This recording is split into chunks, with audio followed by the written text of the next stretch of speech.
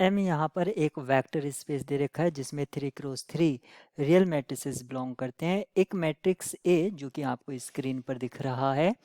आपसे पूछा गया which of the following are subspaces of M, which of the following, यानी कि एमएसक्यू टाइप का प्रॉब्लम है। तो सब स्पेस होने के लिए या चेक करने के लिए जो सब स्पेस टेस्ट है वो आप 2 स्टेप में भी कर सकते हैं, 3 में भी कर सकते हैं, और 2 स्टेप में तो करना ही पड़ता है। एक तो इसमें हमें ये देखना होता है कि 0 बिलोंग कर रहा है सेट में, जो भी हमें सबसेट दे रखा है, सबसेट। दूसरा हमें देखना पड़ता है अल्फा यू प्लस वी, क्या ये आपका सबसेट में बिलोंग कर रहा है या नहीं। जहाँ पर अल्फा आपका फील्ड से आता है और यू और वी जो एलिमेंट्स हैं वो आपके सबसेट से आते हैं।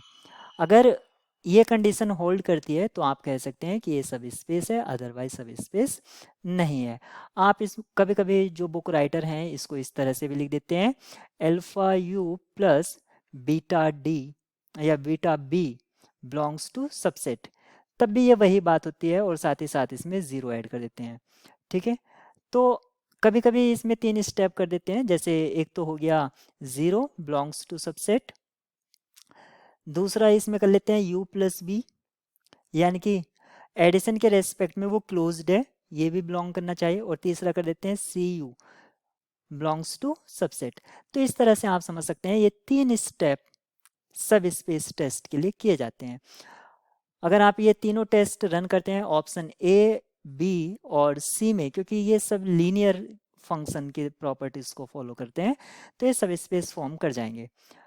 डिटर्मिनांट आपका लीनियर प्रॉपर्टी को फॉलो नहीं करता है, मीनिंग है determinant of A plus B ये इक्वल नहीं होता है determinant of A plus determinant of B, यानी कि जो ये कंडीशन है हमारी ये वाली, इस प्रॉपर्टी में ये फेल हो जाएगा और ये हमारा सब स्पेस फॉर्म नहीं करेगा।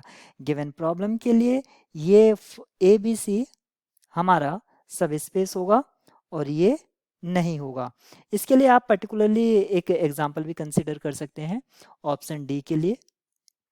अगर मैं एक u जिसको मैं x1 कह देता हूँ, ये x1 है 0 0 0 2 1 0 और लास्ट में 3 4 1, ये एक आपका अपर ट्रायंगुलर मैट्रिक्स, एक सेकेंड मैट्रिक्स 1 0 0 2 0 0 और लास्ट में 3 4 0, ये हमारा सेकेंड मैट्रिक्स है।